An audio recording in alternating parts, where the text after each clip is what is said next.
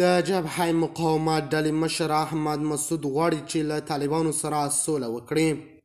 احمد مسعود وایي که طالبان ټاکنو ته غاړه کیږدي له وسلوال مقاومت به لاس اخلو. احمد مسعود ویلي افغان ولس او طالبان او موږ ټول کړېدلي یو، له جګړې هم ستړي شوي یو، د نورو په تبلیغاتو به نه تیروزو.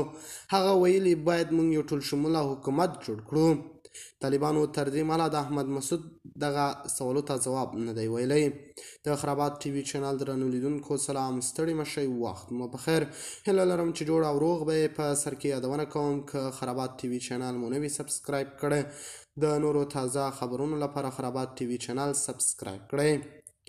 احمد مسعود همداراز ویلي که طالبان ټاکنو ته غاړه کیږدي د ملي مقاومت جبهې به له وسلوالې مبارزې او مقاومت لاس واخلي.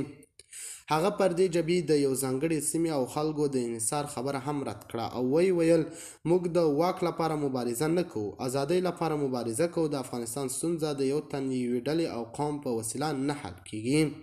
احمد مسعود زیاته کړه د دې پوښتنې ځوابیتو لپاره له تاسې غواړم چې د ملي مقاومت جبهې جوړښت وګورئ، د انحصار په نوم څه پکې نه وینئ.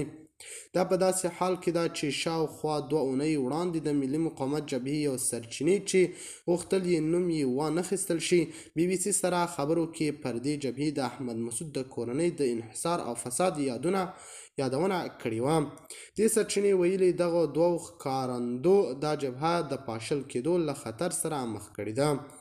د خرابات ټي وي چینل درنو لیدونکو دا و زموږ ته دې مهال چمتو کړی خبر. د نورو تازه خبرونو لپاره خرابات ټي وي چینل په درنښت سره سبسکرایب کړئ. د الله په امان، تر بیا خیر شریم.